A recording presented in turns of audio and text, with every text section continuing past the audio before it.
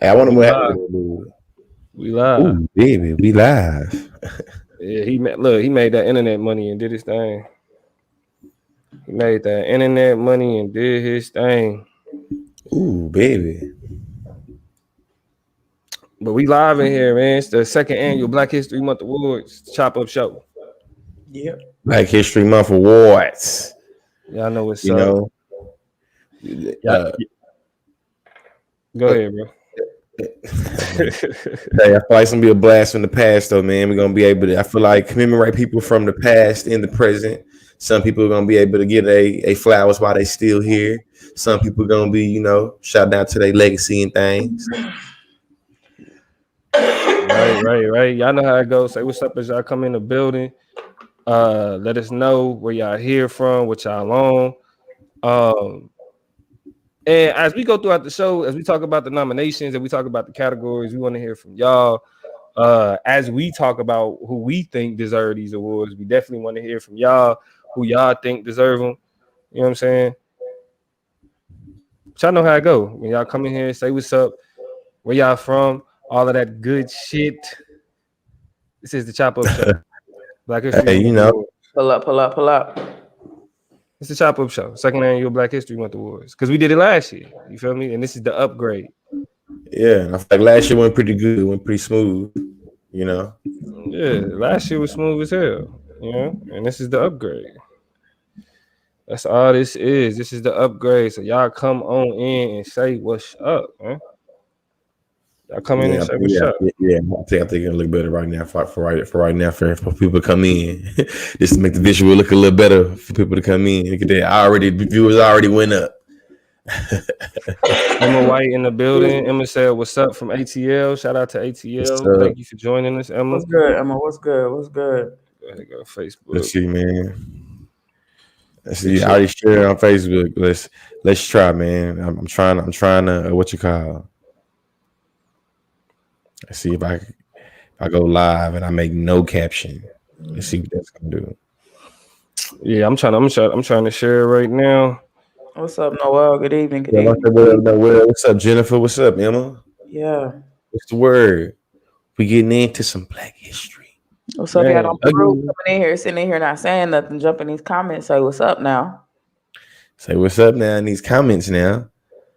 What's up, Elena? what's good? What's good, man? Baby O2 in the building. Hopefully Baby y'all O2. ready. Y'all ready for these awards? You know what I'm saying? We celebrating Black history the best way possible. You The feel best me? way. You know, the education is elevation way. Sprinkling jewels is when we can. Right. You know, hopefully it's thought provoking and leave Right. you, Jennifer, intellectually stimulated. Deja, Elena, what's good with y'all? What's good with y'all? Yeah, we really getting into these Black History Month awards, man, because typically, you feel me, we really don't spend enough time. We always throw out the same trivia and doing all that other shit, but the Chop Up Show, we want to do a little bit more. Right? We sit and we watch the Grammys, we watch the BET Awards, we watch all this other shit. Black History Month awards, man. Yeah. We honoring Black folk. Jeremy in the building was good with you. Hey, and y'all make sure as y'all come in, make sure y'all share the video. Let people know that we live. If you're subscribed, go ahead and hit that notification button. So every time that we show up, you know it. You know what I mean? You know, as Black people, we deal with a lot of suppression in a lot of different ways. The type of shit that we talk about, the type of shit that we give a fuck about. I'm trying to get my charger. Yeah, I'm sorry. It's not usually appreciated. It's not respected like it should be. You feel me? And so it's on y'all. It's on the people that actually fuck with us. It's on y'all to make sure that more people hear what the fuck we got to say. And if y'all fuck with the message, if y'all feel like the shit that we be on is what other people need to hear, and we need y'all assistance making sure everybody else hear it. We can't rely on, algorithms. We can't rely on, favoritism by any platform or any media. So we need y'all. Yeah, and appreciate to everybody that tap in on a weekly basis. Shout out to everybody that drop comments and likes and subscribes and follows and shares. Every one of them definitely appreciate it. Because,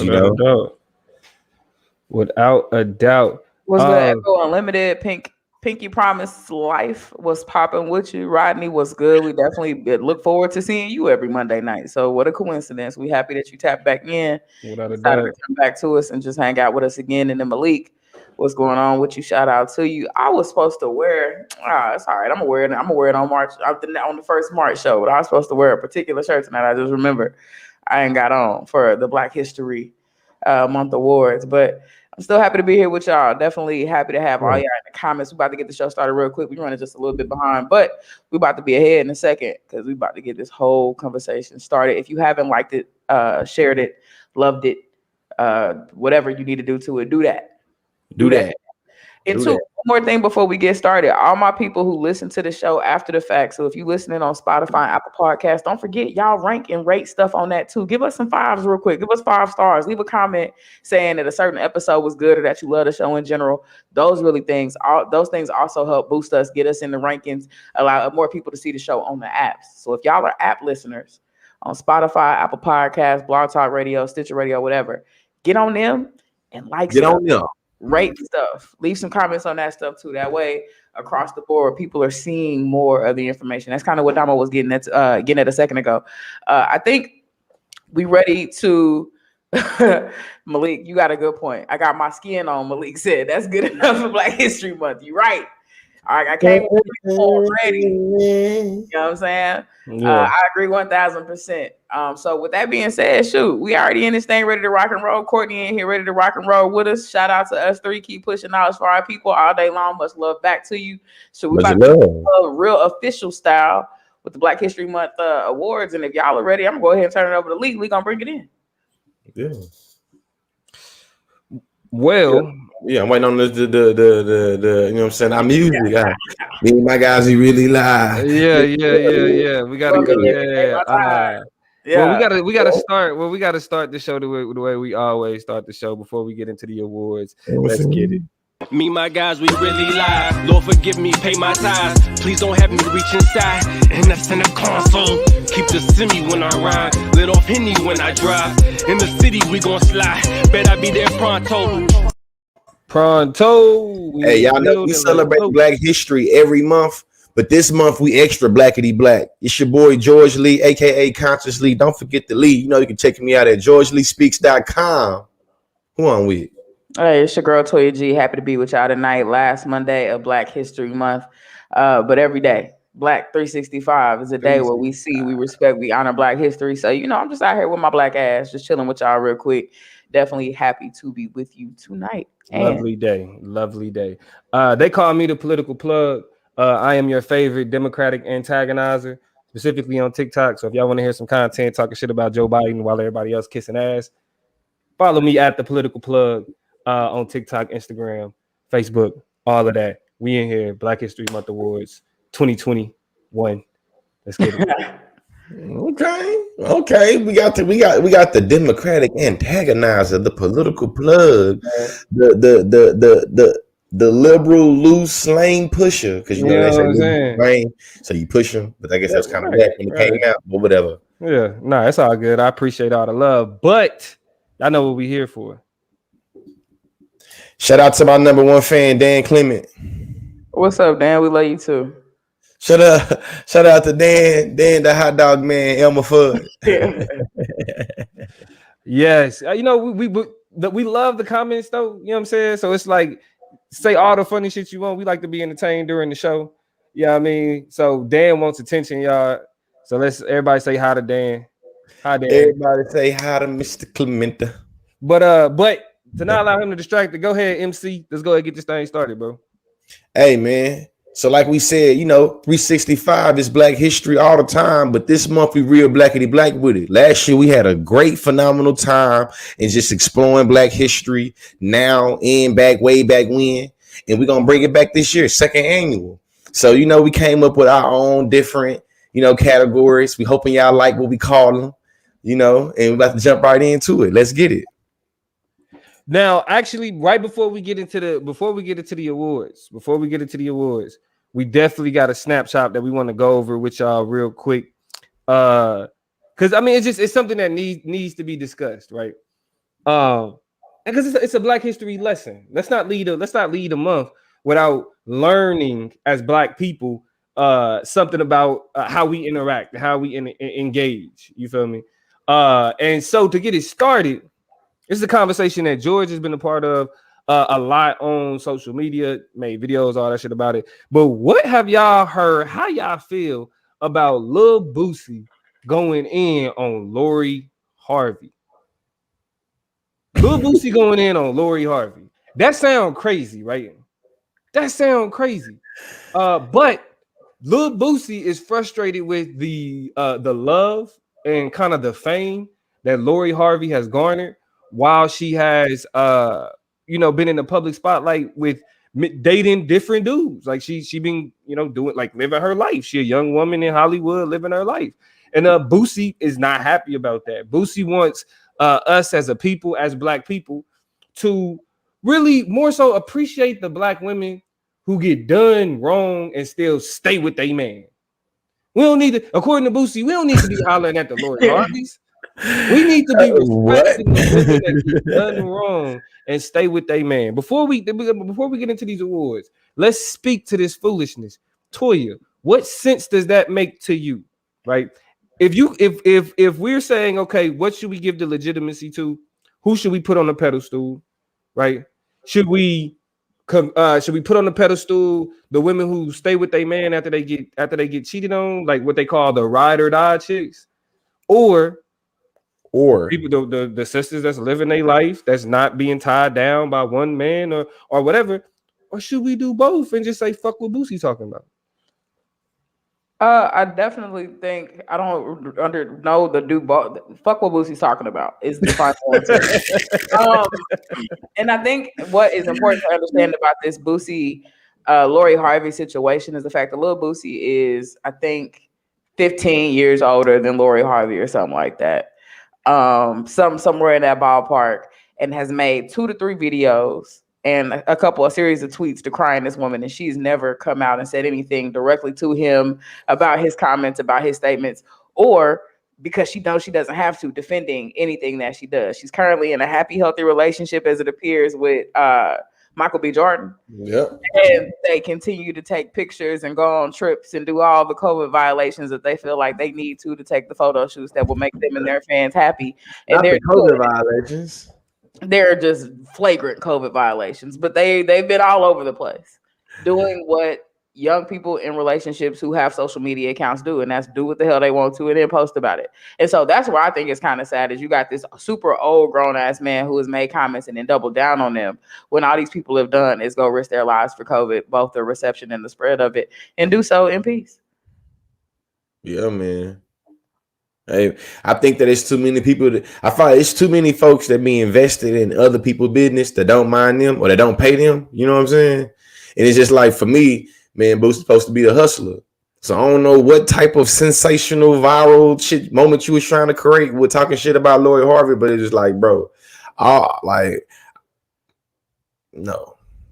I think what it is Boosie done got to a point where he didn't did so many interviews, and he's going from just being a rapper to somebody that does his thing on social media, and he's a gossiper now. He's a gossip rapper. He's a TMZ type nigga now. You feel me? Like he talks about like as a grown man, he talk with children of his own. He talks about a whole nother woman that ain't got nothing to do with him and talk about her sex life.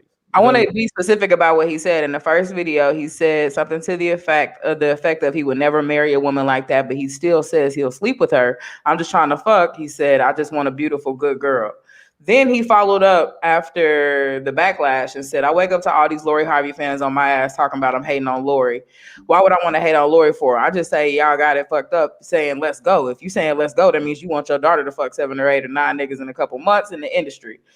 He continues by saying that that's cool with you for your daughter doing that, then I can't say shit. But what's wrong with y'all is y'all salute the women who get passed around, but y'all dog the woman who stick by her nigga when they nigga fuck over.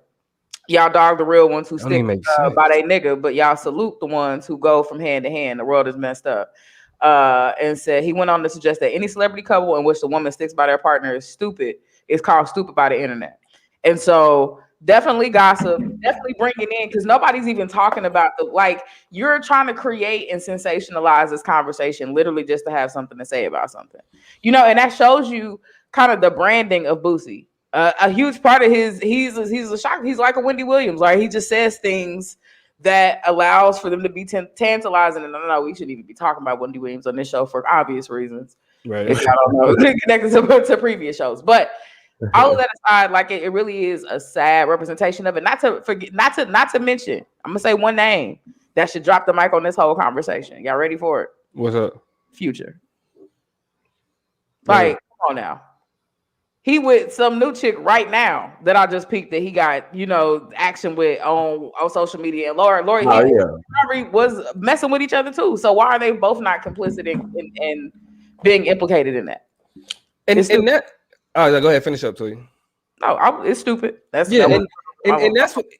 what fucked me up the most about it is that it's while we're demanding the respectability and the chastity of Black women, we're making it we're telling people to be okay with niggas not being shit, with niggas not respecting the women that they claim that they be with, that they lay with, right? Yeah, nah, them niggas that don't be, fuck what they gonna do that regardless, But the sisters, they need to stay. That's the silly shit, bro. This whole even if we go back when we talk about T.I., this idea that the same niggas that proliferate a lot of the fucked up perceptions of women and encourage put your pussy lips on live and I'll give you $1,000. Give you $1,000. It's crazy. And I mean, not to mention that the hypocrisy, is startling. That's what it really is. But I think, when it's all said and done, and this might be a continued conversation for another day, because I don't know if this is going to be people in the comments or not, but body counts aren't real. They're not real. Everybody's rule for whose body and what body will count will be different. Your real question about body counts is more concerning between how many of them have you been tested for certain things, right? How many of those people did you make sure it was consensual and that everything was on the up and up in terms of how? Well, those are the types of questions you should be asking yourself about the numbers of bodies that you've interacted with. But the sheer interaction between grown consensual people that have all made a decision that they want to be a part of whatever interactions they want to be a part of are just that. And so do with that what you will. That's my personal perspective. Again, that can be a whole topic, right? Because people talk about body counts and soul ties and this, that, and the other. And that's an old, I don't know. It's a whole political. I just think that I feel like people, I'm a closing statement. I just really feel like people get caught up in the wrong calculations. Y'all not counting shit that matters when it comes to the bodies y'all been messing with. Right. Go ahead, George. Close it out so we can get to the show. Yeah, man. I just think that in closing it out, we see that when it comes to relations, specifically sexual relations, it's always a whole bunch of double standards and a whole bunch of shit that get exposed, especially when you start to illustrate how these experiences, you feel me, how they implicate it in terms of value, in terms of morals, in terms of quote unquote respect. You know what I'm saying? And you see a whole bunch of, dudes that had made whole ass careers off of saying shit and creating music like put your pussy lips on live, or shit, set it off in this motherfucker, or things like that, where it's just like, fam, where are all these respectability politics coming out now, fam? And you done made literally you made a whole one of your first hits was Do the Ratchet. So now while you playing this ratchet, respectable, binary, and you done made a fortune off of Ratchet. You know what I'm saying? So it's just like, man, I think that he mad because he was. I think that he low key mad because she wasn't sexually conquered the way that he feel like she should have been. You know what I'm saying? Because she been able to perceptionally run through niggas. Because what we know is it's because a woman go on a date with a dude don't mean that she's sleeping with him. You know what I mean? Yeah. But hey, that's another conversation for another day. Black History Month Award. Shout out to everybody tuned in. Shout out to everybody listening. Time to jump in. Yeah, y'all know we couldn't start the show without having some mess, without talking about some mess. But let's go ahead and get into it, man. Second annual Black History Month Awards. What is the, let's see, what's the first awards y'all want to go ahead and get into? Let's start it off with we asked some of our followers to go out and find us some really important accounts, right, on social media that should be on our radar, that we should really be thinking more about, then giving more attention to. And Damo, what were our findings in terms of that category? Well, first we want to say shout out to Noel for doing what the rest of y'all didn't do and actually giving us nominees. You know what I'm saying? Like some of her favorite TikTokers, some of her favorite social media personalities. So because Noel followed instructions, you know what I'm saying? Hey, shout out to Noel, the mink. We gave Noel her own category, and that's called Mink's Honorable Mentions. Yeah, honorable mentions. We got a few. We were only able to get 3 on there, but I'll bring up the other names, the people that she nominated. But Noel wanted y'all to make sure y'all follow, check out their content, check out what they talking about. First, we got Jordan Simone. That's Jordan spelled with an X. We got Queen Work on TikTok. Also Miles the Poet on TikTok. Real quick. Go ahead.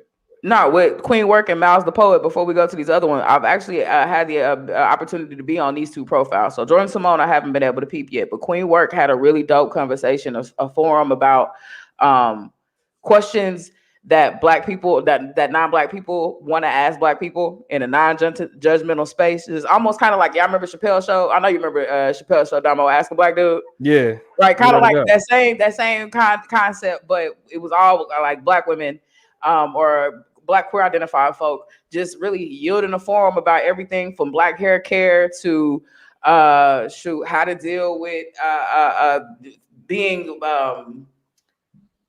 what is it, like stereotyped or typecast as like the frustrated or angry Black person, like navigating those types of situations. Just a real free flowing conversation. And then Miles the Poet actually follows a lot of our content here on the Chop Up. So shout out to Miles the Poet, great thinker, great just speaker and connector of thoughts, ideas, and perspectives. So both of them are just really 2 solid accounts that I can attest to. I've enjoyed peeping out their material too. So y'all make sure y'all go check out them. And then Damo, you said it was a couple more. Definitely. The last 2 was Barbara J. Warren on TikTok. Barbara J. Warren and 29 Rodney 29. These are all people that y'all should be following if y'all are on TikTok.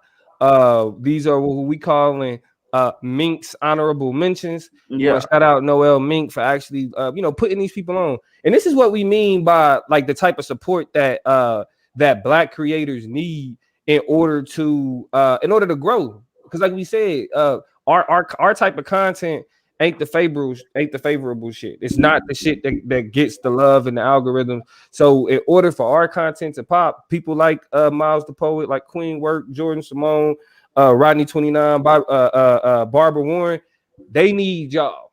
Share they shit, like they shit, comment on they shit, watch they shit, support great content. You feel me? And tell them we sent y'all. Yeah, definitely. Hey, and people, a lot of people always ask about how do you get content creators out of shadow ban and how you get them out of suppression. The most important thing is the end user. You feel me? If a platform already has a content creator being suppressed or being shadow banned, how the end user engages with that content that has already been flagged is going to be very, very significant in how that content functions within the algorithm.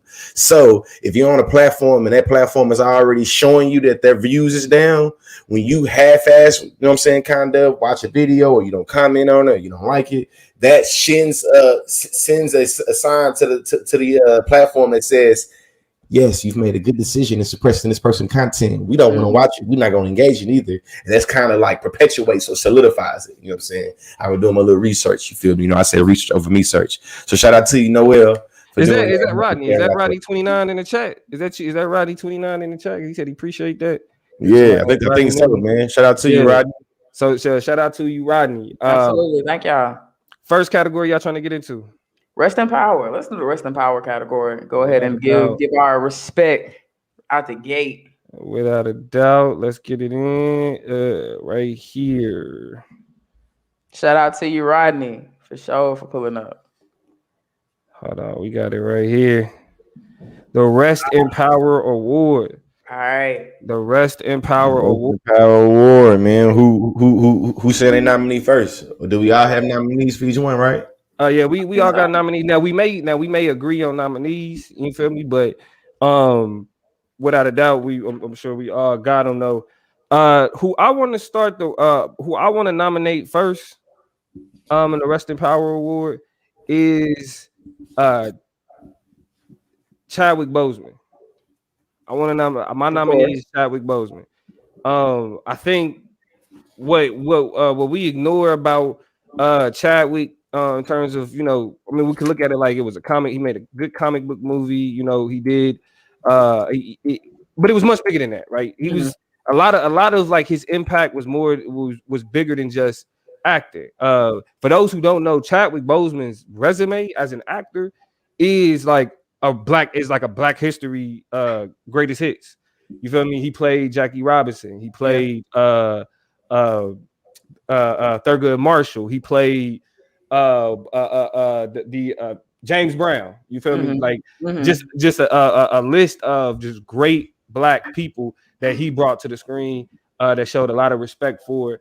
And Black Panther like really kind of it generated a love for blackness and specifically Africa, right? Black Panther, the movie, was one of the greatest things to happen to the movement of Pan-Africanism because it opened up how people understood Africa, because we had like a really basic understanding that we got from the people that, you know what I mean, colonized Africa. So Chadwick Boseman, I get a Rest in Power Award. Gone way too soon. He passed from a cancer that nobody even knew he had. A lot of the film and a lot of work that he did when he was doing these movies, he was fighting that cancer. And so shout out to him. And so that's who I nominate. Right on. My nominee is Gone But Never Forgotten, Cicely Tyson. Definitely. When I think about Cicely Tyson, she just gives me, first of all, she's beautiful and radiant. Started out in the 50s as a model. She was discovered by Ebony magazine, and then from there just really took off and started to be on a bunch of different covers, especially as Black women started to be more universally, slowly but surely acceptable to be brand representatives and diplomats and stuff like that. Then she slid over into film. Did Sounder, which is a critically acclaimed film, and then got an Academy Award and a Golden Globe for Best Actress, right? So started to really be recognized and start racking up awards. Continued to do a whole bunch of different things, be in a whole bunch of roles. One of my favorite in terms of just my lifetime roles that she filled was actually being the mom on How to Get Away with Murder. Like, she was great as Annalise Keaton's mama, somebody to get her together, somebody to be there to you know, push her back. And Viola Davis is amazing, so watching them together on screen was just dope as hell. But she gives me big Black auntie vibes, the vibes that I want, because she ain't had no kids. And she was married once and it didn't work out. I think she was rocking with Miles Davis at one point. And they had a relationship in the 60s and 70s, but for the most part, she was about her bag, she was about her career, she was about greatness, but was still just a beautiful Black woman on the scene and thriving in her career all the way down to the end. You know what I'm saying? So I might not never have no children, but I want to continue to rack up some accolades, continue to have some great experiences, and continue, you know, she set the tone and is a great representation of that. So I'm gonna give it to Cicely Tyson. Okay. And pretty much it was, I know, man, you had to, Cicely Tyson, that's why I will give it to her as well. I think that just what she's been able to do as a Black woman in the industry that she's in, and how she was able to do it, you feel me? And literally just throughout her career and how she ended her career and how she ended her life, just all the Black women in the industry that was able to say how much she's inspired, empowered, impact them. I feel like that's the reason why I feel like she should get the award. I'm curious to see what people in the comment section, what they think, but you know, definitely Cicely Tyson. Definitely Cicely Tyson. I mean, I think, and you know, just out of respect, I definitely that's a great nominee. I mean, we talking about you know, she was Black history. Like, we just lost her, but she was Black history. You feel me? I mean, especially coming up at a time where Black skin wasn't seen as something that was considered valuable, right? It wasn't considered something that people wanted to put on the TV, and so to become an icon at a time where you were even more degraded as a person, specifically being a Black woman, that meant something. You know what I mean? Like the women that came out of them eras in terms of being icons is huge. So shout out to that. But we want to direct this to the chat. Are there any other names that y'all think we should be including in this conversation? Out of Sicily Tyson, Chadwick Boseman. I also want to throw I want to throw the honorable mention out there, Kobe Bryant. I gotta throw the honorable mention to Kobe Bryant out there. Just because of what he meant to people on the court and off the court. Kobe Bryant has been one of the most inspiring individuals in terms of his mindset, in terms of how he set out to accomplish things. And so now I do think that in terms of that larger impact, I think Chadwick Boseman with Black Panther and just everything Sicily Tyson did throughout her career kind of put them ahead of Kobe. But we'd be remiss if we don't mention what Kobe meant to Black people, specifically Black men. So we got MF Doom. Absolutely. MF Doom. We unexpectedly lost MF Doom as well. For those who don't know, he's one of the more underground but prolific rappers in terms of inspiring other rappers. A lot of producers and rappers, if you ask them who some of their favorite rappers were, MF Doom was on that list. So shout out to him.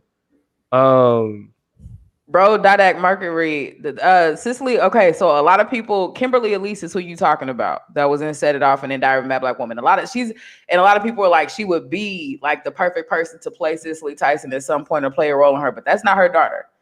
That's not really her daughter. A lot of people just made that assumption or assertion on social media because of some of their similarities, some of the ways that they look and things like that. But I'm pretty sure that Kimberly is not the daughter of Sicily Tyson. Said that who? So we don't know that for sure. I am pretty sure that she is not the daughter of Sicily Tyson ain't got no kids, man. Yeah, like I'm almost certain of that. Yeah, y'all may have to double check that. But so it looks like we have a winner in terms of who we feel like should take that role, and we giving that to Sicily Tyson. The winner of the rest of I forgot we could have John Lewis as a nominee as well. Right, that's another honorable mention without a doubt, John Lewis. I mean, really, like he kind of bigger than just than just the Rest in Power Award. I mean, that's being a civil rights icon and everything that he did. I mean, he on the Mount Rushmore. You know what I'm saying? Like when we talk about the Mount Rushmore, that's what John Lewis is. But our winner for this evening of the Rest in Power Award goes to Sicily Tyson. Sicily Tyson. Shout out to her, man. Shout out to her, the family and everything else. But that's our Rest in Power Award. What is the next award for this evening? The next award for this evening, I'm just randomly picking things since you're asking. Let's go ahead and jump over to the More Than a Vibe Award. Y'all want to jump to that one? Yeah. Let's get to the More Than a Vibe. Let me go ahead and get that up. The More Than a Vibe Award. Now, when we talk about, go ahead. When we talk about the More Than a Vibe Award, we are talking about the people who are the musicians who not only make great music but shape the culture. The musicians that have you thinking. The musicians that push the envelope. Right? Not just selling records, but changing hearts, minds, all of that. And here we are, the More Than a Vibe Award. Who y'all want to? What's up? Where y'all at? I'll start. My More Than a Vibe Award for this Black History Month award goes to Beyonce. I got perfect timing too. She just popped up on the joint. The reason why I say Beyonce, please believe I'm not a Beyonce stan. Please believe I'm not a Beyonce stan. But Black is King, that was next level. And the reason why I say Black is King is next level is because a lot of times a part of the a lot of the conversation that we have when we talk about mainstream artists who have the bigger name, who have the bigger influence, we typically complain about how they don't really do anything for Blackness. Like they have their fame and they have who they are and they have what they represent, but we say that they don't do enough to to kind of build the perception of like black love and that type of shit. And with Beyonce's Black is King, it's another one of those things where culturally you had people embracing aspects of Africa, embracing the imagery of Africa, the movements of the continent, and you know, falling in love with it. I mean, it's especially with it being premiering on the Disney Plus platform. Yeah, definitely. It was big. It was with it being like a visual album. You know what I'm saying? Like it was one of them things where it's like I'm not the biggest fan of Beyonce music, but I could watch that. You know what I mean? Like I could watch it and be like, I fuck with this. You know what I mean? Now, one of the there is the song on there that I fuck with. I ain't gonna tell y'all which one because I really don't even know the words. I just be making shit up because it sounds like she be making shit up when she say it. But I do feel like I always appreciate when Africa and Black people are bigged up, given a lot of love. What about y'all? I go with No Name. I go with No Name just based off of what she's been able to do to build a platform with music and how she's been able to use her platform to just spur a whole bunch of provocative thinking about revolution, about activism, about identity, about, you know what I'm saying, everything from starting her book club to, I feel like, really being a big, you know, intellectually controversial on places like Twitter, and really I feel like causing conversations to be had. You know what I'm saying? So you feel me? I feel like there's more in the vibe. I feel like it's a lot of people that follow her on Twitter that probably never even heard of music, but just like, you know what I'm saying, like her vibe, literally, you know. Yeah. My option, just to kind of, and it's interesting that all Black women are really the ones that we choosing. And a lot of good ones coming up in the comments too. But the person I'm gonna choose is Meg, right? And the reason why I'm choosing Meg is because when we spurring conversations, I think she has spurred some of the most hardcore and, you know, nose to the pavement conversations we need to have in our and as a Black community. When we talk about what it means for Black men to protect Black women, and then we have issues like the Tory situation that really cause them to sit back and question what that means when they're talking out of both sides of their mouth. I think she spurred that conversation. I think she's taking WAP. As in, I talked about this, I think with the 2020 awards, but it's just so true. Even today, y'all, I read a comment that talked about, and it was very ironic, Maxine Waters talked about how audacious it was for her to come out with WAP. Now you got Maxine Waters talking about a WAP. So the irony is there, right? But also I think it's amazing that she pissed off lawmakers, but she pissed off Maxine's colleagues to the point where they were talking about it in their legislative conversations and in their interviews and in their tweets, like literally just top to bottom. She became a household name this year, and she galvanized a lot of important conversation that Black people needed to have about protecting Black women, about domestic violence, about gun violence, about women's bodies, about sexual agency, about being young, Black, and free, about balancing a whole lot of different components. She's been an advocate for health and veganism and education and all of these different things. And I think Meg she be doing her thing, and she don't mind. She don't ask. She don't bother nobody for the most part. So she all right. I think that's a great choice too. This won't be the last time we talk about Meg this evening. But we want to hear from y'all now. I got Beyonce, George got No Name, Toya got Meg Thee Stallion. Who do y'all think? I know we got a couple in the chat. We have Courtney Bryan said Childish Gambino, Donald Glover without a doubt. I'm not the biggest fan of him as an actor. I'm not gonna lie. Like he does. Like, I mean, just even when he was just on Community, it just wasn't my vibe. Mm-hmm. But as a artist, I think he found his lane into Black culture, because a lot of times these comedians end up embracing what will get them on, and more often than not, it's not what we fuck with. So shout out to him for that.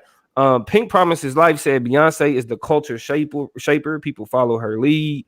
Toby or Courtney also said Courtney also said Toby.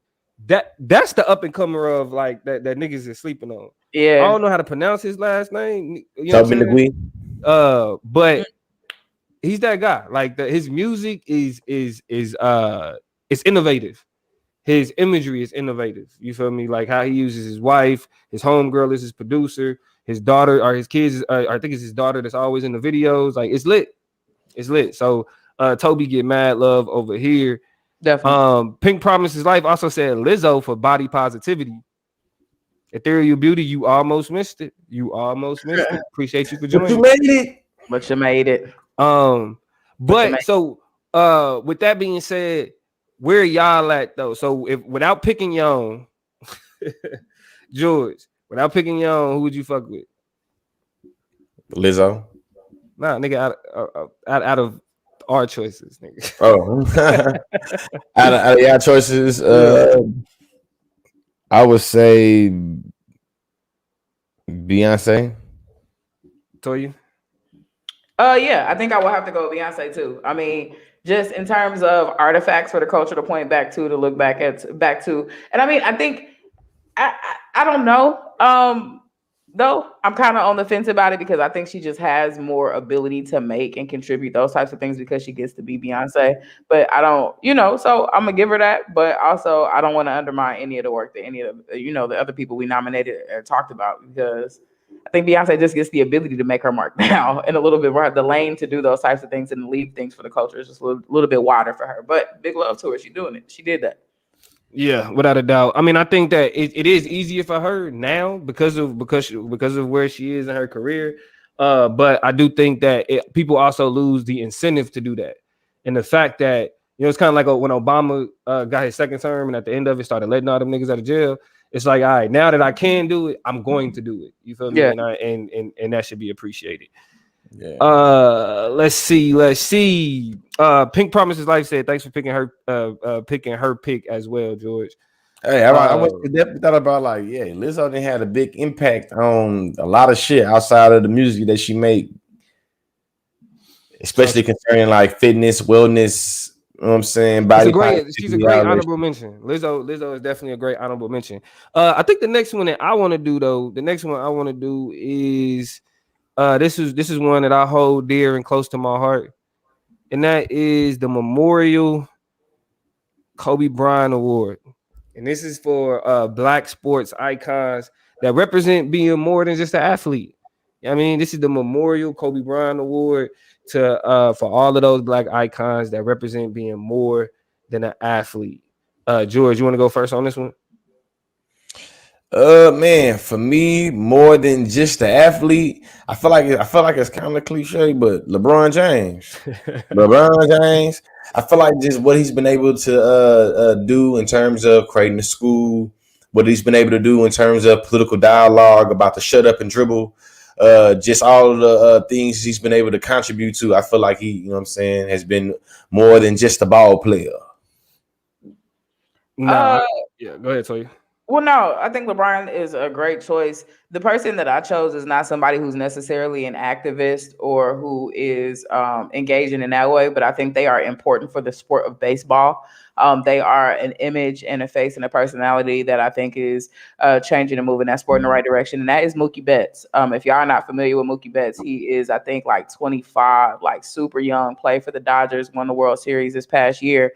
And he is up and coming as one of the just overall top to bottom, all position, best all around baseball players in the game right now. And so for him to be young, for him to be a Black man in a game that's dominated primarily by white people, but then also you have individuals from other countries, a lot of Latinx backgrounds or whatever, Black people who have had such an impression on the game aren't really overly represented in that sport. And so Mookie has been making some great moves and some great strides. And so I just chose him because it's always great to see niggas in other sports running it, you know what I'm saying? Or when I say other sports that are not typically germane to Black people, and Mookie been doing that, so that's my choice. Man, I forgot something. Yeah, that's a great choice. I'm gonna have to go with Simone Biles. Because I mean, rarely do you see I mean, Black people always dominate sports, but there's certain sports where we've been kept on the peripheries because of what it takes to be able to compete in them sports, right? And what Simone Biles was able to do is there's been a great Black gymnast, but what she's been able to do is like dominate in a way to where she was penalized for doing shit that other people couldn't do. Mm-hmm. You know what I'm saying? When it comes to like Black women or young Black girls needing more to attach themselves to, because too often it's too many conversations about who's dating who and what somebody's wearing and all these other things. And but to be able to introduce like that conversation of athleticism and inspire girls to be gymnasts the way that Mookie inspires black kids to play baseball, or the way that LeBron and Mike encourage black boys to play basketball. Now black women not only have somebody like, because you had the Dominique Dawes of the world, definitely don't want to act like there hasn't been black women that have been doing it, but Simone Biles and what she represents and just like her level of excellence. I mean, to like say, what if Michael Jordan got deducted points because the way that he was dunking, nobody else could reach the goal like that.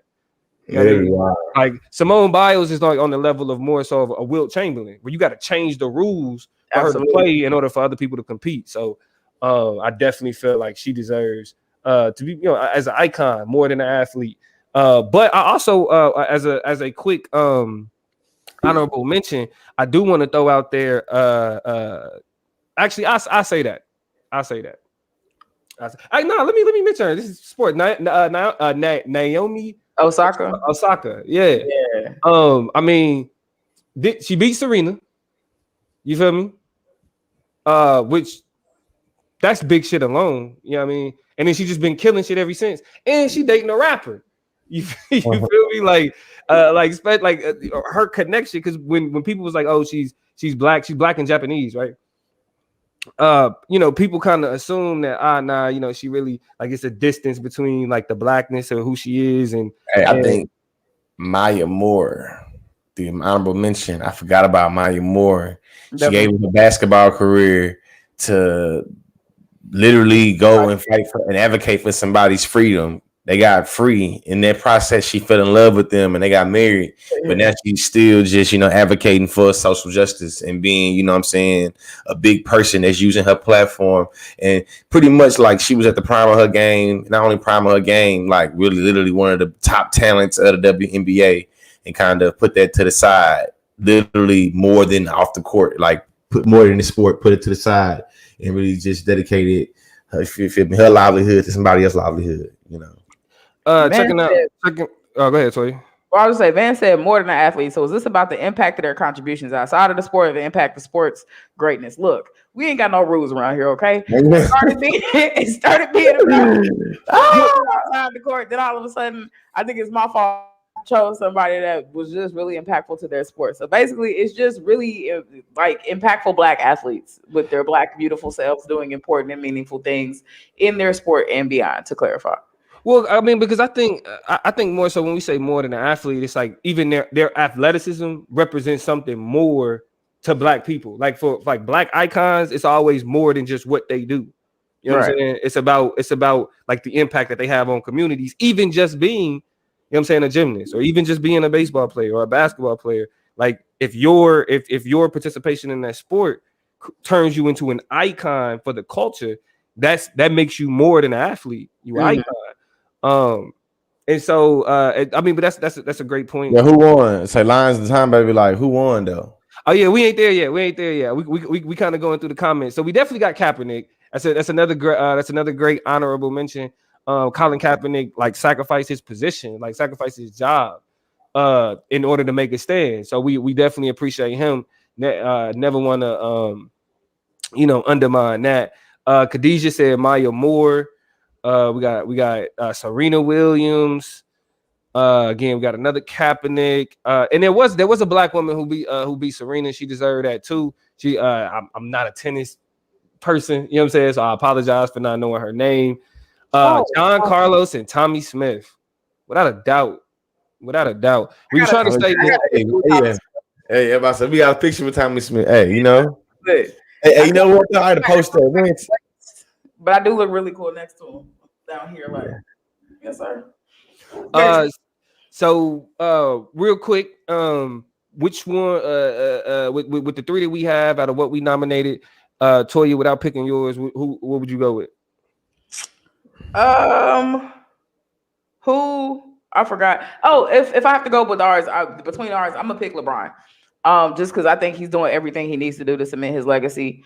The players that we talked about are younger, so they have a lot of time to grow and see if they want to become advocates. I know like Naomi Osaka has social media posts, has been outspoken, has been very verbose about her position on certain social justice issues, and I want to see if these players grow into being the advocates in their sport that LeBron grew into with his sport, just because he took on that role when a lot of other big athletes on this platform were criticized for not doing the same thing. The Michael Jordans of, the Michael Jordan weren't really trying to be in all of that shit. You know what I'm saying? They were trying to play the game and kind of be champions in that regard. So I like LeBron's legacy creation and his approach to doing that. George, without picking yours.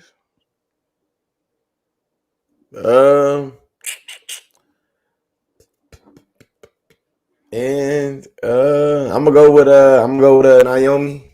I'm gonna go with Naomi. I think that when she had wore the different victims of police brutality on her mask, when she had the global platform, I feel like when she had the world literally watching tennis, I think that was able to generate a lot of great dialogue, important conversations, crucial conversations on an international realm about blackness, black people, and police brutality. So I feel like and shout out to Naomi. Shout out to Simone Biles. But I'm gonna have to go with LeBron. Just the school shit. Umar Johnson been trying to build a school for 10 years. Hey, he finally got it. You know what I'm saying? Umar Johnson been trying to build a school for 10 years, and I think LeBron actually sets the standard for how a big name athlete should be in terms of his community, what he should be. Now, LeBron is not without fault, but in terms of what we should speak out against and what's important, I think LeBron James kind of set that standard. But let's go ahead and speed it up. Get through this next one. George, you want to pick the next one, man? We're gonna call this the first love, first spark. You feel me? The first person that gave you the first person that gave you the spark and love for Black history, for Black identity, for Black empowerment, for Black people. I'm gonna go first. I guess you can show the visual. Yeah. Show us the visual. You know what I'm saying? And I feel like for everybody that know me and everybody that watch my content, you know what I'm saying? Y'all, I'm sure y'all didn't heard my quote about power, how power is the ability to define the phenomenon and make it act in a desired manner. You know what I'm saying? The great Huey P. Newton was definitely the first person that made me just really have a spark with being Black, with wanting to organize Black, with wanting to learn Black, with really just wanting to get into the history, the political implications, the societal positions, the economic implications of Blackness and Black people. It was Huey P. Newton. You feel me? Right on. If people that's watching this that don't know or listening to this and don't know, Huey P. Newton is one of the co-founders of the Black Panther Party. I put some respect on 1960s. Put some respect on his name. Dr. Huey P. Newton. Thank you. Thank you. But Huey P. Newton probably will tell you, you know what I'm saying? He ain't care about those bourgeois labels. he probably would, to be for real. That would be his stance. What about you, Toya? Hey, I'm gonna pick Maya Angelou as a young Black girl growing up doing poetry. That's the biggest compliment you can get. Is you love Maya Angelou. That's what they say to all Black girls who do poetry. And so when I started hearing it at 11, 12, whatever, really started to get into spoken word and stuff like that, it was a badge of honor. It was annoying as hell, but it was also a really great feeling to be associated with somebody wonderful, going through and learning phenomenal woman, going through and falling in love with her voice and hearing her perspectives, agreeing with some, not agreeing with others, but still just respecting her contributions to the culture, her literary works, her being a poet laureate. I believe she was Bill Clinton's poet laureate, right? So got a chance to be recognized on that high stage and high caliber. And she just, her voice too. I'm a woman. I love women with deep voices. And so when someone shows you who they are, like I'm just like, yeah, like, you know what I'm saying? That shit give me hype. So I'm picking up Maya Angelou just because from the voice to the delivery to her presence, I mean, it was just a big deal to her as a little Black girl doing poetry. I kind of knew to. That's why when I put Maya Angelou in the graphic, I knew that was the story. For me, I'm gonna have to say it was a tough toss up because like we said, I've talked about how much Stokely Carmichael, but Huey P. Newton means to me. I named my son after him. But I'm gonna have to nominate Stokely Carmichael, Kwame Ture. The reason why I gotta like for me is as a black thinker, Stokely Carmichael got me into the black resistance, but it's a certain thing about the way that Stokely Carmichael approached like political dialogue as it pertains to black people. One of the most influential phrases or quotes he made for me is when he was talking about like the civil rights movement and the impact that it and who it was for. And what he said straight up was that the civil rights movement wasn't for us. It was to tell white people what they need to be doing. Stop, let me come in this building. Let me, you know what I'm saying, get the resources that I'm allowed as a citizen of the United States. And so that statement, along with the quote that there's a higher law than the law of government, that's the law of conscience. And he also said the thing that kind of really set me over the top when he was like, when criticizing the nonviolent movement as a part of the civil rights, he straight up said that in order for nonviolence to work, your oppressor needs to have a conscience. Your opponent must have a conscience. The United States does not have one. You feel me? So like as you can see, like I got the Kwame Ture quotables. Yeah, I mean there, like because it had a profound impact on me in terms of studying politics and getting into what I get into. So that I would say Kwame Ture. What about the chat? I see Huey P. Newton. I see KRS-One. I see more Maya Angelou. I see Jesse Owens. James Baldwin in there. Oh, Jesse Owens is probably with the last topic. But I do see James Baldwin. So it's a lot of people that have had an impact on how we have come to understand things.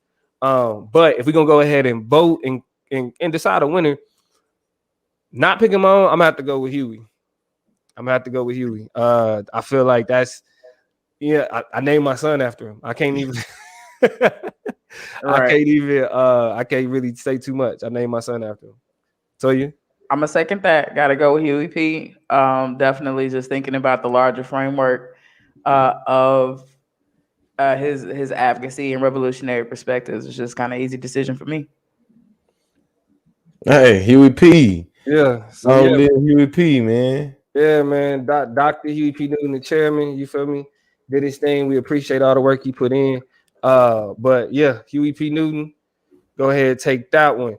The next one that I think we should do, I mean, we got to show love to our LGBTQ family. Absolutely. Without a doubt. So the next award we're going to get into is the James Baldwin Award. We're talking about Black LGBTQ excellence with the James Baldwin Award. All right. Now with this one, you feel me? It don't matter if it's from the past or today. Just Black LGBTQ excellence. Like who put you in a position to where you recognize that type of greatness. You feel me? From our queer brothers and sisters, or in non-binary too. Like just the people we love, queer people. Absolutely. The people who love the people who love us. Hey, the socialization is deep, y'all. Like you know what I'm saying? So LGBTQ excellence, Black excellence. Toya, you can go ahead and get it cracking. For right now, in terms of just the contemporary representation of somebody who is just phenomenal on screen and in their roles, but also just really out here in these streets working to liberate and advocate for folks, gotta show love to India Moore. She, as a Black queer activist, has been number one to share some conscious lead content. So shout out to India for being tapped into the boy. But more importantly, was a huge voice in moving and sharing mutual aid funds during the protests, and a lot of stuff that happened over the summer has been deeply invested in coming up with funds for coronavirus relief. More specifically, India Moore has attended rallies defending trans rights and raised over $20,000 in coronavirus relief funds for Black, trans, and queer individuals, some of which are hit the hardest amidst the pandemic because of things like unstable living conditions and access to healthcare and things like that. And has, like I said, was part and parcel of making sure that we didn't forget about the Black, trans, and Black queer people who were being unfairly targeted by the police and by just other people in general, as we fought for liberation, freedom, and for revolution in our social systems over the summer. And so I chose India just because, I mean, Pose, if y'all not familiar with the show, y'all need to go ahead and get hip and watch that and catch up with it and respect the art and appreciate the art that India Moore is a part of. But she's also just done a lot of beautiful work in terms of advocating for us and our people, and particularly making sure that their needs are staying at our forefront. So India Moore is lit. That's my choice. George? Man, I'm gonna say Lena Waithe. Lena Waithe, just in being able to, I feel like, be a trailblazer for a lot of people, a lot of different LGBTQ and just Black people real large in the industry that she, you know what I'm saying, that they in, and just being able to give a lot of opportunities, access, opportunity, resources, you feel me, in terms of putting people on. You know what I'm saying? I feel like they've been very instrumental and a very empowering person, just their presence in terms of doing what they've been able to do, how they do it. Okay, Alex, you know George's country, Lena Waithe. My bad, Lena Waithe. Sound like Lil Wayne. Sound like Lil Wayne did. But he country in this late where he at. So what he was saying was Lena Waithe. Somebody said Lil Wayne. It's what it sound like I said Lil Wayne. It's what it sound like I said Lil Wayne. I said Lena Waithe. A little bit. Lena Waithe. Yeah. Thanks, George. I would have to go with this is probably a name that y'all might not be familiar with, but his name is Alphonso David. Alphonso David. He is actually a Black LGBTQ civil rights attorney. Now, we always hear about civil rights attorneys, but you know, like the Benjamin Crump and those type of guys. But David, Alphonso David, was a Liberian refugee. His uncle was actually the president of Liberia. He was killed, and so which is why he came over to the United States. The reason why he's a big deal, especially now, is because he is the first Black president of the Human Rights Campaign.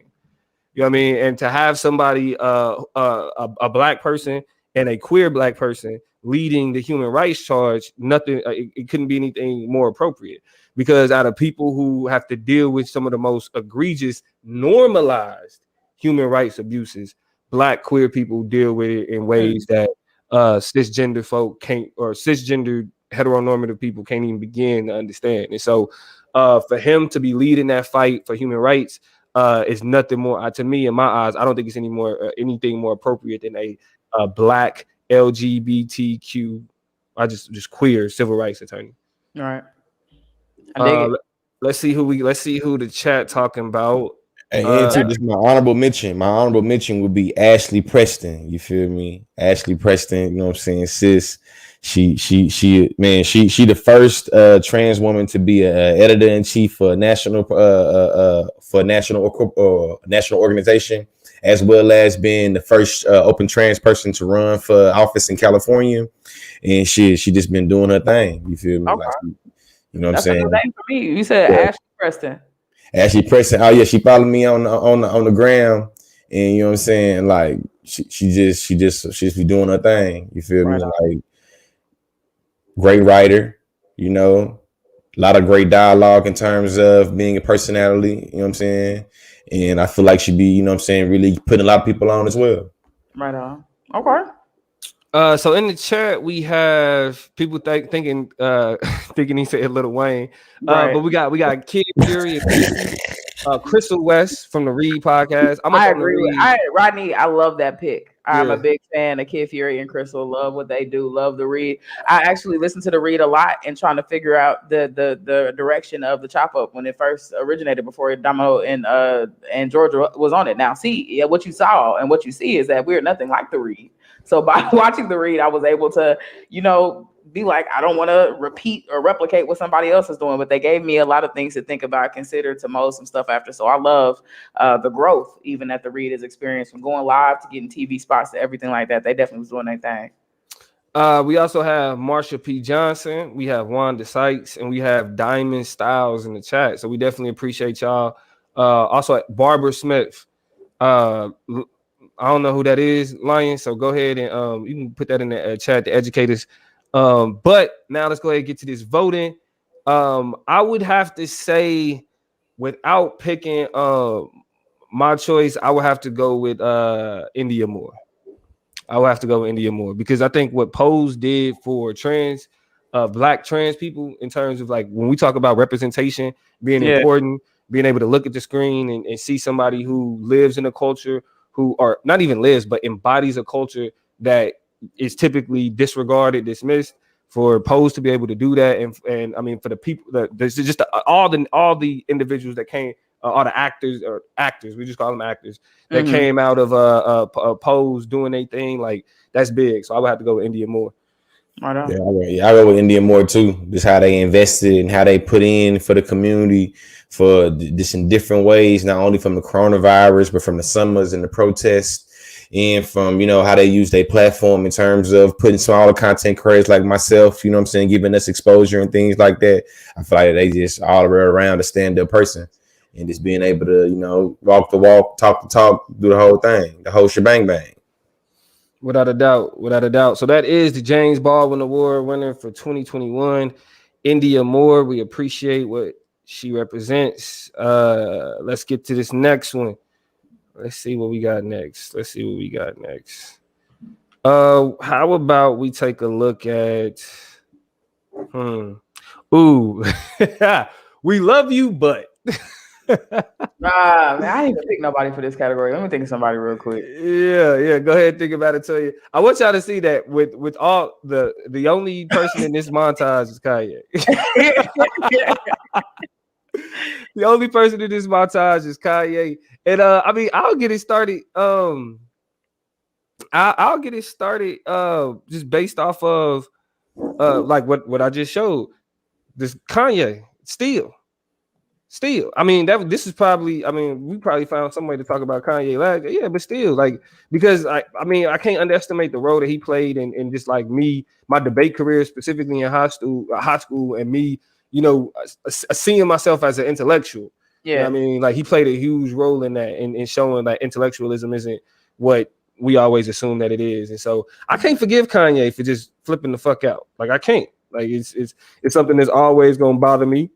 And so for the We Love You But award, Kanye West. Yeah. So I'm not gonna choose Kanye because I'm done.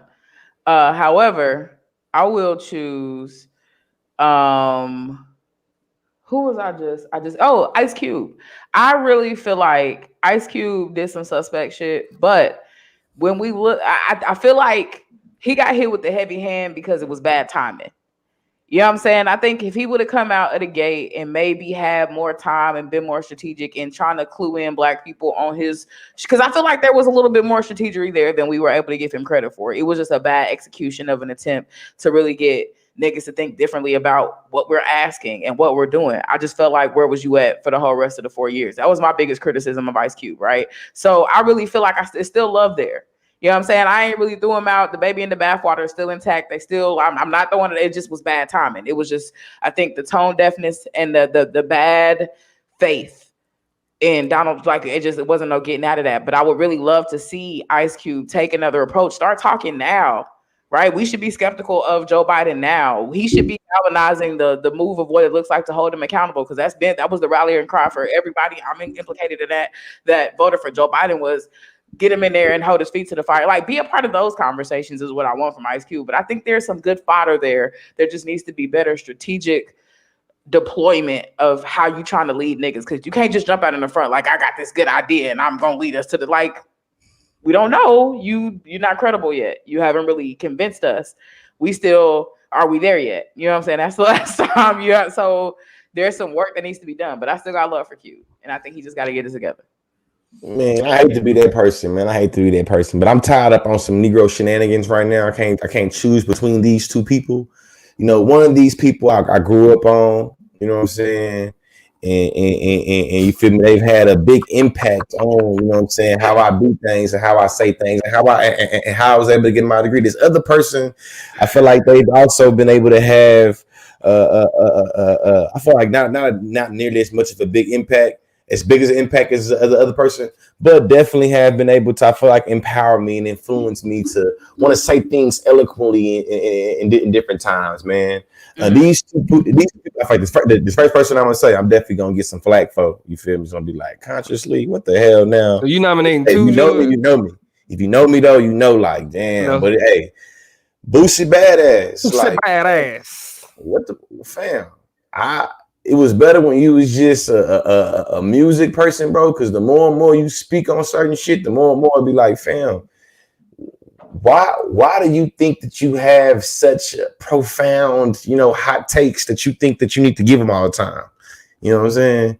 And then the other person is just like, sir, what the hell is you doing? You already started off kind of in with me because of how I introduced you. I introduced you to me in debate. You know what I'm saying? People wanted to be on some green energy type shit. They'll read a Van Jones card. And so I was like, man, fuck Van Jones. But then you feel me? He started to grow on me a little bit. But recently he did the flip flop, fishy wishy water. You know what I'm saying? Like Donald Trump in that bad, he did some good things. So it's like, I don't know about you, Van Jones. Yeah, bro, I ain't took Van Jones serious since I don't know how long, but yeah, I hear you though. Okay, this is the thing. I'm looking at the chat and I see a few names, right? Like we got Herschel Walker and Christian Walker. George is familiar with them without a doubt. I don't love them guys. And right, and that's the thing. Like because some of these are good picks, right? Like let me kind of go through these real quick. We got Candace Owens, we got Terry Crews, Lil Wayne, yeah, you know what I mean? But the thing about some of these is like Candace Owens, Diamond and Silk, they ask. We also Azalea Banks, that's a good one. But don't nobody got love for them. You know what I'm saying? Nobody got love for them. This is the people that we fuck with, but like y'all are really strange. You know what I'm saying? And so these Alex N said Barack Obama. Look. Straight up, I respect it. But let's go ahead and get these votes in. Toya, not picking your own. Who would you go with? Not picking my own. I am going to go with who's your other person, George? You said Lil Boosie and who? Van Jones. Boosie and Van Jones. Van Jones or Kanye. I mean, I'm a Mr. Old Kanye. I think if anything, I would really fight to have that particular mind, that particular perspective back. So many beautiful things since off the college dropout and before and beyond. And that nigga gone. I don't know if he's coming back, but it would be nice. Yeah. George. Yeah, because Kanye gone. What was the other options I had? So you said Ice Cube. Yeah, man, Ice Cube. You feel me? I know your Ice Cube. Run it back, Ice Cube.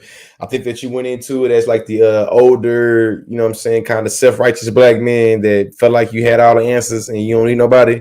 But I think that, you know what I'm saying, you were real, at the end of the day, you a real brilliant person. And it's just like, I know somebody with come on, Lee. Hey, man, I'm from Texas, man. I grew up on Boosie, man. As a matter of fact, Toya, when I first met Toya, when I used to get done with my, I get done with my speeches when I was debating in college. I literally would end my speeches and free Boosie. Free Boosie. Boosie was in jail and George Lee was not happy about it. Okay, and you was gonna know about that. It's 8 debates. Everybody's guaranteed 8 debates. 8 times at that tournament, he was gonna tell you that we needed to free Boosie. He meant that. All right, so the winner, of course, who been, you know what I mean, he gonna hold on to this one for a little bit because I think we gave him an award like this last year. But the winner for you got to get that shit together, it's Kanye West, man. Kanye. So we all missed the old Kanye. Kanye Titter. That's what he called himself. Kanye Titter. You know what I'm saying? The Louis Vuitton Don, man. Yeah, Louis Vuitton Don is gone. Now he's a European mind. All right. Y'all mind if I jump to a new category? Yeah, go ahead. Let's go ahead and slide over to the Living Black History category. I want to talk about Black folks who are living right now, who are actively making moves, connecting dots, and really solidifying their spot as our future, legacy award winners, which we're going to get to our legacy award in a minute. But who's currently right now just rapidly creating Black history? Who you think we're going to be talking about in the future? For me to get it started, I'm going to have to go with Stacey Abrams. Abrams. I mean, because we talking a lot about Kamala and all of that right now. But Stacey Abrams actually, like, outside of her being attached to somebody else, because I mean, Joe Biden said that he was going to pick a black woman from the jump, and we all thought it was going to be Stacey Abrams from the jump. But Kamala was the more, she was the more safe. She was the safer option, right? She was a safer option. And not only with her making an impact, back in 2018, but everything she did leading up to the 2020 election, like, shit, she flipped it. It was, we can't say her, but her and her coalition, Keisha Lance Bottoms, and the rest of the machine that she has there in Georgia, they flipped a fucking red state that hadn't voted for a Democrat in 20-something years, decades. Yeah, that's big. Like, that's the way you fight racism. You feel me? And so Stacey Abrams is living Black history to me, man. Like, we gonna like, this is just the beginning of her story, and it's already so impactful that when she's gonna be in our history books, like, our kids are gonna learn about her in the future. So my nomination is Stacey Abrams. Lee. I go ahead and go. My nomination for Living Black History, regardless of how you feel about the things that he produces or his artistic vision or what he does, you got to put some respect on Tyler Perry's name. I think that Tyler Perry, as a media icon, is somebody who was highly slept on, depending on who you talk to, because a lot of people don't recognize that opening up Tyler Perry Studios, for example, literally changed the face of Black-owned sound stages and movie studios and stuff like that. So the ability for him to not only do that, but he employs high rates of Black people. I don't know if y'all pay attention to Christmas time and holiday seasons, but he is notorious for going and paying $250 for 500 families at local grocery stores, or going and paying 1,000 people's layaway bills, or just doing all types of crazy stuff to really be about and for the people. Y'all can feel how y'all want to about his wigs and about his plots and about his storylines and about the stuff that you do or don't like, but he employs more Black people and has kept people like Cicely Tyson employed, has kept the Kimberly Elises, has kept a lot of our favorite Black faces in working, right? If you look at a lot of these the movies that he's created, you like, oh shoot, I ain't seen that person, don't see that person, don't get to see that person a lot, and he'll have them all together in a big old all-star cast. And I think what Tyler Perry does is, regardless of how you feel about the content, just some dope shit. So I gotta pick Tyler Perry. Man, I'm gonna say I feel like he definitely a Black bourgeoisie, but make him say Master P still living to me, he living the Black hood dream in every way one can realize, in every way one could visualize. He been a rapper, a producer, made movies, you name it, entrepreneur, own TV show, philanthropist. I feel like everything, like and the list goes on. You know what I'm saying? There's everything that Master P's been able to accomplish, everything that he's done, from putting his family on, not only his immediate family, but his extended family, to being able to own shit and being able to show a lot of other young Black entrepreneurs the blueprint and how to be able to know your worth and know your value in terms of negotiation and monetizing your services or your products. Yeah, I mean, y'all picked two people that I think are problematic, but I agree with y'all's assessment. Because we acknowledge their problematicness, or I feel like I'm definitely not a Tyler. Shit more like judgmental. You feel me? I'm going Mr. Ice Cream Man, definitely. Mr. Ice Cream. We shouldn't even have been singing that shit. We shouldn't even have been singing that shit. But let's see who they talking about in the chat before we go ahead and get these votes in real quick. Let's see. We got Stacy. We got Roland Martin. Shout out to Roland. We got Kamala. Roland, man. Van said Tyler Atrocious Wigs Perry. Janiyah Khan, I'm not familiar with. Vance also said Jay-Z over P though. That's interesting. Noel said, what about Laverne Cox? That's another great choice. But to go ahead and get that vote in, let's see. I'll go first. If I had to pick somebody not Stacey Abrams, I got me choosing between Master P and Tyler Perry. I'll go with Damn. I gotta go with Tyler Perry. I gotta go with Tyler Perry. It's just, yeah, I gotta go with Tyler Perry. Because I agree with the impact that he's had just on like employing Black people. I mean, P has too, but the impact that Tyler Perry has had with such terrible work. Hey, he put a lot of people on though. We gotta give him credit. The plays, feel how you want to about the movies and the shows. The plays are legendary, they epic, and I won't allow them to be spoken ill of. The plays are epic. The plays, they just didn't translate well to. I don't think a lot of that shit translated well to film. I don't think so either. And the moves that he made to translate in the film were just like terrible. So yeah, gotta be honest about that. We got 2 categories left. And hold on, George. Outside of yours, what you pick? Oh yeah, my bad. Tyler Perry. He bought a Confederate army base. Come on, man. It's like it's lit. And Stacey Abrams, I will say, and this is not to undermine anything moving forward, but I shared a clip. Y'all go look on the Chop Up Show right now at a clip from Tesla and Figaro, who talks specifically about a lot of the hard work that was done for the 2020 election in places like Georgia, but how all of that's going to be irrelevant if the Democrats don't get a game plan together for 2022. Not even 2024, but 2022. If there is not a strategic plan to mobilize to think about how you're going to get all those people to show up and do it all over again in 2 years, it'll all be for naught because we'll find ourselves chasing our tails. So I got big love for Stacey Abrams, but the work is not done. And I think that's the burden that her and a lot of her constituents are having to carry. But if you want me to really believe the Democrats, right? Sustainability, right? You did it, but can you maintain and sustain? Can you keep it up? So that's can you keep up? So Tyler Perry is the Living Black History Award for 2020. Hey man, don't hate. I stand by my choice. Real quick, I want y'all to drop the Legacy Award.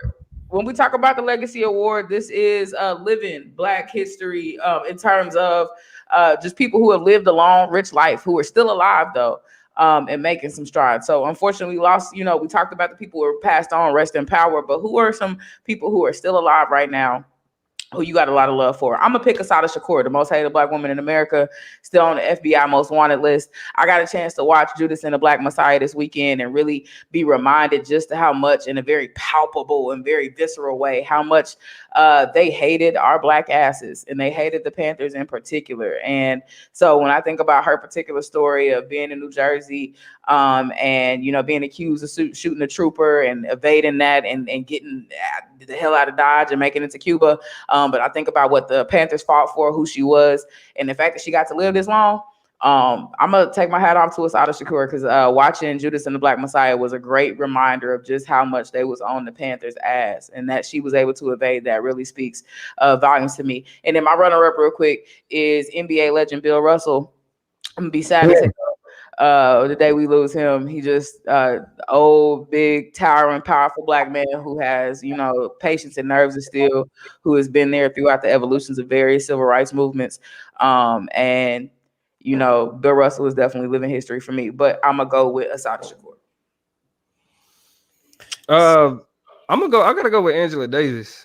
Really for the same reasons. But I think that for Angela Davis to have endured what she endured, and still be here, not to say Assata, like she left and was like, fuck y'all, I ain't got no reason to come back to that shit. Yeah. But Angela Davis is still, and this isn't like comparing them to at all. But Angela Davis is still in the belly of the beast. Like she's still, like she knows that her comrades are either in jail or out of the country, right? Her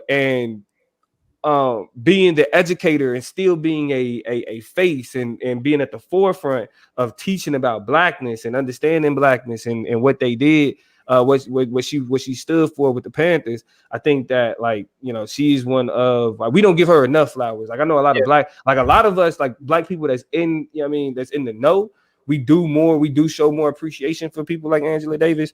And then with her coming out, because we didn't know that she was queer until recently, right? She just recently spoke on that, right? Or was that something? She came out the same year as Ellen DeGeneres came out. Just the Ellen DeGeneres. Oh, we was talking about it. That's what it was.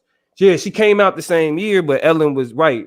So, you know, I mean, with all of that, so she's not even just like a black icon. Like she's a queer black icon, which, yeah, I mean, we gotta give her, you know, her flowers while she here.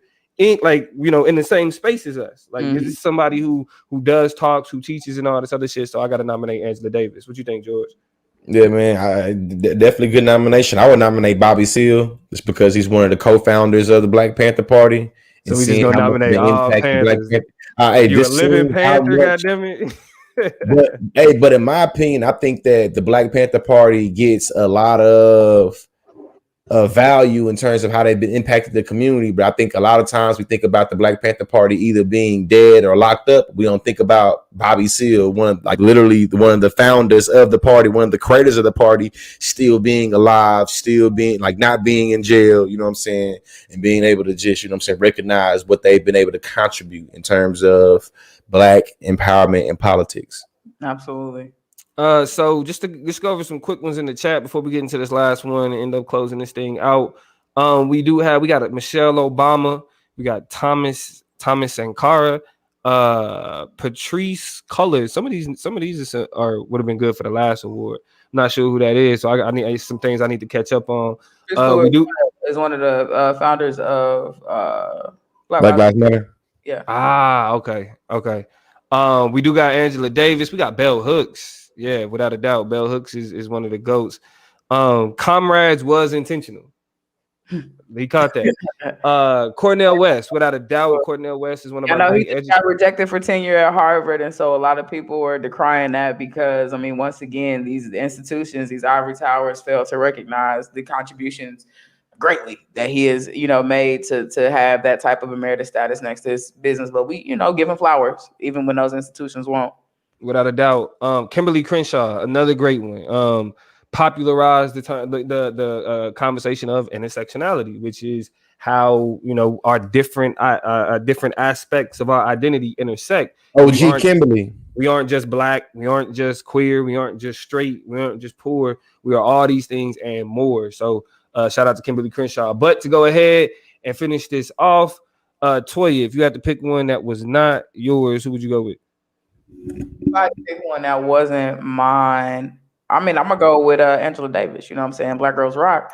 And the women of the movement definitely bear the brunt of the struggle and the brunt of the work, and didn't really get all of the credit necessarily due to them for really riding and being down for the cause of the Panthers. And so when I look at her ability to, like you said, stay in the belly of the beast, to translate a lot of that work to academia into a form of a lot of modern day activism, she got it for me.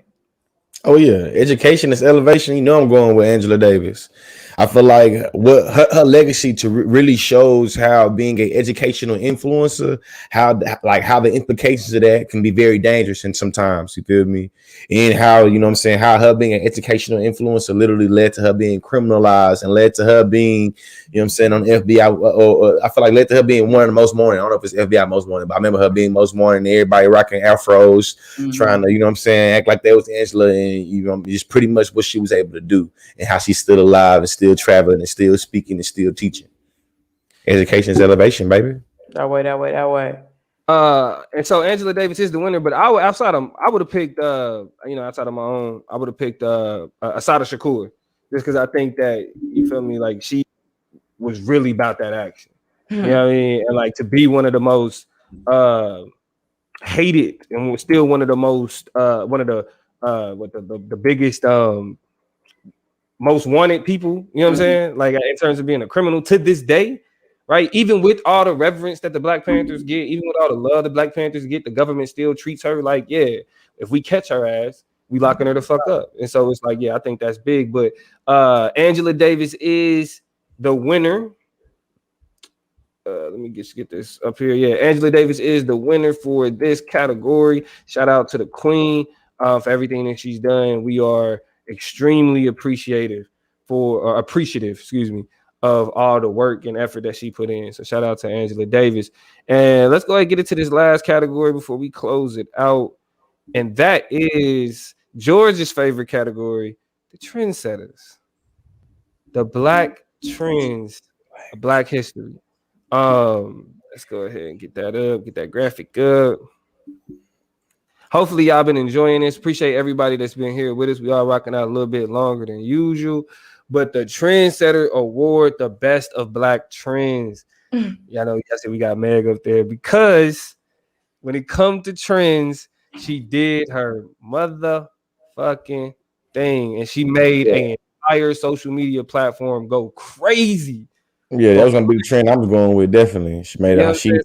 Hey, I think that TikTok should really pay her at least like 30% of their profits for, you know what I'm saying, for a long ass time, because we know that during the quarantine when everybody was locked up and everybody had their phone in their hand a little bit more than they was used to, Meg Thee Stallion, I'm a Savage, that challenge, the Savage Challenge, literally overnight made 500 million people go from Instagram and Facebook to TikTok to do this challenge. And that literally, in my opinion, birthed a lot of the challenge that we're seeing now. A lot of the challenges we're seeing now, they get very sensational and viral very quickly. I feel like need to pay commemoration to the I'm a Savage challenge. All right, so George nominate Meg Thee Stallion. Toya? I'm not really nominating a person, but my favorite challenge was the silhouette challenge, and that's all I got to say. Thank you. That's it. That you just gonna say just the silhouette challenge? I really appreciated the silhouette challenge. I liked it a lot. Thank you. Let's see. I tell you with the silhouette challenge. You know, I mean, where my wife at? So I'm gonna talk under my breath on this one. I'm gonna nominate the Bust It challenge. Okay. You know, I you know, the bus for reasons. You know. Yeah, but you know, reflecting and telling your best friend. And also let's commemorate the fact that the songs that we grew up that was like, yo, these are the bangers are now being sampled. These are now the sampled songs. This is true. And so yeah, I gotta nominate the Bust It challenge for the obvious Bust It. Let's see what the people talk about though. Let's see. We got Megan, Jalea Harmon. She made the Renegade dance. So shout out to her. And technically, the Renegade dance was, I feel like, was kind of the first TikTok viral. That was the first one. Yeah, that was the first one. Pinky Promise Life said Megan's legs. Shout out to the Meg Thee Stallion knees. Y'all know how that go. Tanisha said Bailey. I think that's one of them twins. Chloe X Haley. Chloe Bailey. Chloe, who is in Chloe X Haley, but you know, really grown, decided to go out on her own and really create. They decided to have separate social media profiles and spaces, and sis wasted no time getting acquainted to the trends of social media and just, you know, being free, being herself, being beautiful. We got a question in the chat. Did I do the silhouette challenge? Courtney, you don't know me, so I'm gonna just explain to you like this: real gangsters don't dance, they boogie. I just catch a vibe. You know, silhouette challenge. She said, "Real gangsters don't dance, they boogie. They just pull up their pants, you know, and lean back." But no, in real life, I just be chilling, just watch. I watch the professionals. I leave it to the people who, you know, are really qualified to do that. She was saying Chloe Bailey did the Bust It challenge. Got it. So yeah, I you know, see, I'm as a married man, I'm gonna just let y'all in on this funny joke. Being on TikTok, my wife is a TikTok addict now, right? Like she don't post, she just like scroll and laugh and shit, right? And so what I gotta understand is that my wife do the same thing now too. Now, like all that shit you was talking. Now look who's scrolling on the For You page. Right. So what I gotta understand is that the sounds associated with these challenges, I mean, they like when they playing out loud, it's like it ain't no hiding what you know what I mean, what you looking at on your phone. Like, so when that checking your reflection and telling your best friend, like when that start to play, I gotta I said, now back in bed. You know what I'm saying? Because you ain't supposed to be getting it in like that. So to go ahead and close it out, we're gonna get this last one in, man. We're gonna give out this last Black History Month award for y'all. So we can go ahead and let y'all go. George gotta get we all actually gotta get up in the morning. Yeah. So let's go ahead and get this voting in. Toya, if you had to go with a decision that was not, or a nominee that was not yours, what would you go with? I'm picking both of y'all's because niggas run everything. And there is not a trend. All trends are created equal and all trends are created by Black people. And so I just really love to see every time we decide to do something that literally we hold social media captive and make them do our shit. And that is one of my favorite things. So I vote for all of them. George? Oh, you said silhouette challenge though, huh? Toya said silhouette challenge. You said busted challenge? Toya, I said the busted challenge. Toya said the silhouette challenge. I'm going busted challenge, man. The busted challenge? Yeah. I'm gonna have to go with Meg. I'm gonna have to go with We got Meg. three-way tie? Well, not really. I guess not. No, I guess Toya and Meg wins, huh? Meg wins. It's you know what I mean, it's about, you know, what it is. And so the winner for the Transcender Award for the Black History Awards 2021 is Meg the Stallion and her knees, because the fact that her knees became their own kind of thing. You feel me? You know, that's love. It's like, you remember when J-Lo's booty was the thing? Like, she got it insured. No, this other shit. And we found out compared to real booties. Nothing. So no, Meg's real though. There's no competition. There's no fake in there. There's no competition at all. So shout out to Meg the Stallion for that. And shout out to y'all for joining the Chop Up Show in our second Black History Month Awards, man. It's the second time we got it in. Y'all see, we really put some effort into giving y'all a good display, a good show. You know what I mean? We really wanted this one to feel like an award show. Hope y'all loved it. So when we come back for the third Black History Month Awards, we're gonna level up on, you know what I'm saying, on this. So y'all stay tuned. We're gonna go ahead and release our winners and all of that throughout the week on Instagram, on TikTok, everywhere else. Y'all make sure y'all follow all of that. Make sure y'all share this video. Y'all make sure y'all like this video. Make sure y'all comment. Even after the live is over and all of that. Because again, we are in a battle against the algorithms as Black people. We are fighting the ability to be able to be recognized in a space that uses our energy, but don't like for us to be the face of it. So in order for the Chop Up to be what it is, we need y'all liking, sharing, subscribing, following, all of that shit, right? At the Chop Up Show on Instagram, at the Chop Up Show on Facebook, at the Chop Up Show on YouTube, and the Chop Up Show Pod, right? On Twitter, it's the Chop Up Show Pod. The Chop Up Show Pod on Twitter. Just Chop Up Show Pod. Just Chop Up Show Pod. No Chop Up Show Pod on Twitter. Tanisha said this is her first time. She will be back. That's love. Pinky Promise said this is her third show. That's love. We love having y'all. We love the dialogue. We love the conversation. Toya and George, anything y'all want to say before we close this thing out? Big love to Noel. Big love to Vance, Lester J, Thorough Beauty, Alex N for popping in. All of y'all. Make sure, again, y'all go to Spotify, go to the Apple Podcast. If y'all listening to it on those streaming platforms, make sure you give us some stars or some likes or whatever there. Leave a comment, drop it, telling people that y'all like the content, y'all want to see it, because that pushes us up there as well. But more importantly, every Monday night, Monday, March the 1st, we will be right back here with y'all, hanging out and talking about the newest happenings and the newest developments as we move forward with COVID and these vaccines, with the economy, with Black people. We always up to something. It's always going to be a way for us to come in here and talk about what matters. So y'all bring us some content. Use our DMs and our inboxes to let us know what y'all want to talk about. If it's a couple days before the show and you think something is cool that you want us to try to throw in, no promises, but we definitely want to be thinking about the content that y'all want to be talking about too. So make sure y'all tap in with us and let us know what we should be thinking about. Yeah, man. And then the last thing I throw in is if you ever listening to a show after the fact on YouTube, Spotify, Apple Podcasts, Blog Talk Radio, go on and go copy the link and send it to somebody in text message or make a post out of it, or you know what I'm saying. help us out. You feel me? Going on and share the link. So, we say education is elevation. So we got to make sure we're disseminating the information and education that we pushing on this old chop up, man. So definitely appreciate the circulation. And, man. Shout out to Noel. Shout out to Vance. Shout out to Khadijah, man. We appreciate y'all time, and we're gonna go ahead and close it out the same way we bring it in. We're gonna let y'all next week. Let's get it. Oh, hold on, I gotta switch it up because we was in the awards brand. This is the normal brand, and we out. Me, my guys, we really live. Lord, forgive me, pay my tithes. Please don't have me reach inside, and that's in the console. Keep the semi when I ride, lit off Henny when